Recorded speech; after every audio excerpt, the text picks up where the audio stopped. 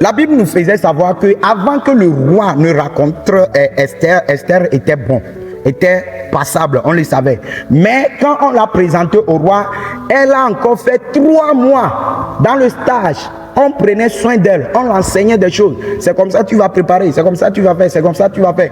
Donc le jour où Esther a rencontré un problème, elle a su que ce problème-là, ce n'est pas affaire de sexe. Ce problème-là, ce n'est pas affaire de que je m'habille bien. Ce problème-là, il faut qu'une nourriture soit à la place. Donc juste pour vous dire que il y a dans vos foyers, il y a dans les foyers aujourd'hui, le sexe est là. Le dialogue est là, la femme s'habille bien, tout est bien, mais il y a le problème. Juste parce que cette jeune dame-là ne s'est pas préparée. Chaque fois, l'encouragement qu'elle donne à son mari, chérie, on ne va pas aller au restaurant, on ne va pas sortir un peu, on ne va pas sortir. Elle fait tout ça là pour s'en débarrasser de ce qu'elle va préparer, juste parce que quand elle va préparer, ça ne sera pas bon. Il y a aujourd'hui les couples, je vous rassure, il y a des couples aujourd'hui, s'ils ont des étrangers, la femme ne peut pas préparer, elles sont ou bien ils sont obligés d'aller acheter, commander la nourriture quelque part ailleurs dans un restaurant et on va amener à la maison. Et quand les étrangers vont venir, la femme va se lever et partager cette nourriture et les étrangers vont manger, dire ta femme là, elle s'est préparée bien. Le monsieur, en étant déjà marié pour éviter toutes les hontes, lui aussi rit dans son coin. Oh ma femme, oh, elle s'est préparée. Mais au fond d'eux, les deux là savent de quoi il est question. Donc mes bien-aimés, juste pour vous dire que plusieurs foyers sont brisés aujourd'hui, pas parce que la femme ne sait pas parler, pas parce qu'elle ne sait pas prendre soin d'elle-même, pas parce qu'elle ne donne pas le sexe à son mari, mais juste parce qu'elle ne sait pas préparer. Comment vous pouvez écouter ça? Une personne qui sort d'un jeûne de 3 jours, la Bible dit qu'ils ont jeûné 3 jours. 3 jours de jeûne et prière, sans manger, sans boire. Mais elle sort de là, on la pose la question. Qu'est-ce que tu veux? Elle dit, non, demain, à cette heure-là, venez, viens avec un Aman. Je veux préparer pour vous. Dans cet enseignement, j'aimerais interpeller tous nos jeunes filles. Un jeune aussi s'est préparé. Donc, jeune garçon, toi aussi, apprends à préparer. Toi aussi, c'est ton devoir qu'un jour, peut-être, ta femme serait un peu souffrante. Ta femme serait un peu en état où elle ne peut plus prendre soin de la maison comme il le faut. Prenons l'exemple, quand la femme tombe grosse, son état devient plus en plus grave. Arrivé à certains mois, au début, bon, elle peut supporter. Mais arrivé dans les 8e, 9e mois comme ça, c'est gâté parce que il y a un être humain qui est en elle.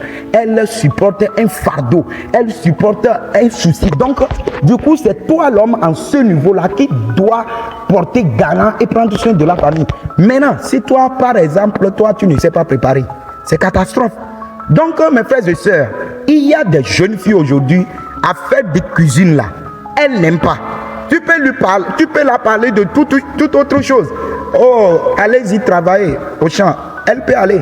Allez-y faire ceci. Il y a tel. Allez à l'église, tel. Elle supporte tout sauf que quand on dit qu'on veut préparer. Mais tu vas dans le foyer là de ce monsieur-là pour aller faire quoi? Je te demande. Tu fuis la cuisine. Tu ne veux pas cuisiner aujourd'hui. Tu ne veux pas qu'on t'appelle cuisinière aujourd'hui. Des fois, il y a certaines filles qui... Que Dieu nous fasse grâce. Parce que si vous tombez, si tu es jeune garçon, si tu ne fais pas attention, tu tombes sur ces genres de personnes. Genre, ton foyer là, tu vas transformer ça aux achats de nourriture des restaurants. Vous allez rendre riche au restaurant. Il y a des personnes que votre nourriture seulement que vous allez acheter dans le mois là. Il y a cette dame là qui a ouvert ce restaurant là. Lui, ou bien elle plutôt, va acheter des terrains avec vos sommes. Donc, il y a des jeunes filles aujourd'hui, je ne le dis pas parce que je veux que ce message soit un peu délicieux, non, mais je connais, j'ai des preuves, je connais des gens aujourd'hui, tu peux lui dire tout, sauf qu'il faut lui dire qu'il faut aller à la cuisine. Ça seulement, elle sert sa mine, ça seulement, elle ne veut pas, ça seulement, prends soin de la cuisine, il faut arranger les choses de la cuisine, il faut faire ceci, il faut faire ceci, il faut faire ceci, ça, on ne veut pas. Donc, mes frères et sœurs, faites beaucoup attention. Le mariage, ce n'est pas seulement le sexe, ce n'est pas seulement je vais me maquiller pour lui, je vais me rendre belle pour lui, mais après tout ça là, rappelez-vous que le ventre aussi doit manger. Rappelez-vous de ça. Rappelez-vous que même si tu es belle, si tu es ceci, si tu es ceci pour ce monsieur, après ça, ce monsieur doit manger. Mais si tu ne sais pas préparer, qu'est-ce que tu feras dans ce foyer? Donc, vous allez constater que vous aurez tout ce qui est nécessaire dans le foyer, mais si le ventre, lui autre, il ne trouve pas sa part, vous allez constater que tout est gâté. Hein, quand tu parles et la faim frappe ce monsieur-là, tu peux dire des bonnes paroles, hein, mais il va te gifler, il peut te frapper quoi. Parce que ce que tu dis là, c'est doux. Mais il y a quelqu'un qui transmet le message autrement dans ses oreilles. C'est sa faim. La personne a faim. Donc, mon message aujourd'hui, c'est d'interpeller tous les jeunes filles, les jeunes garçons, de prendre conscience et savoir que notre chemin est très long. Et nous devons nous habituer aujourd'hui à pratiquer certaines choses, la cuisine, prendre soin de la maison, prendre soin de ceci, faire la lessive, plein de choses que je ne peux pas citer dans ce message.